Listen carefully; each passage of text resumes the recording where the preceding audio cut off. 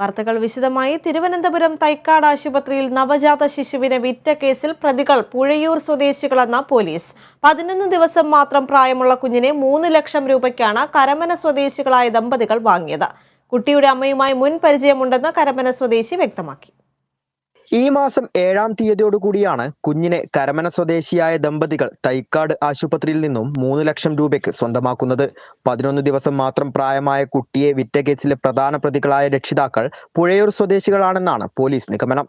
മുൻകൂട്ടി തീരുമാനിച്ചത് പ്രകാരമായിരുന്നു കൈമാറ്റം. നേരത്തെ തന്നെ വില പറഞ്ഞുറപ്പിച്ചതിനു ശേഷം അഡ്വാൻസ് തുക കുഞ്ഞിന്റെ അമ്മയ്ക്ക് നൽകി. 52,000 രൂപയാണ് അഡ്വാൻസായി നൽകിയത്. കുഞ്ഞിനെ കൈമാറിയ ശേഷം 2,48,000 രൂപയും നൽകി.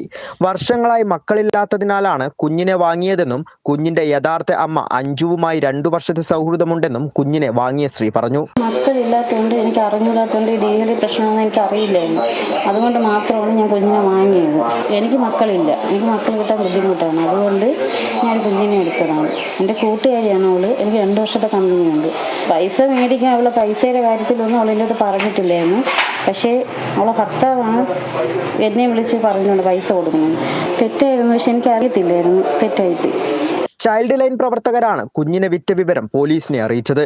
തുടർന്ന് CWC മുഖേന കുഞ്ഞിനെ തൈക്കാട് ശിശുക്ഷേമ സമിതിയിലേക്ക് മാറ്റി. ജുവനൈൽ ജസ്റ്റിസ് ആക്ട് പ്രകാരമാണ് കുഞ്ഞിനെ വാങ്ങിയവർക്കും വിറ്റവർക്കുമെതിരെ കേസെടുത്തത്. സംഭവത്തിൽ ആരോഗ്യമന്ത്രി വീണ ജോർജ് റിപ്പോർട്ട് തേടിയിട്ടുണ്ട്. കുട്ടിയുടെ ആരോഗ്യനില തൃപ്തികരമെന്ന് ശിശുക്ഷേമ സമിതി അറിയിച്ചു.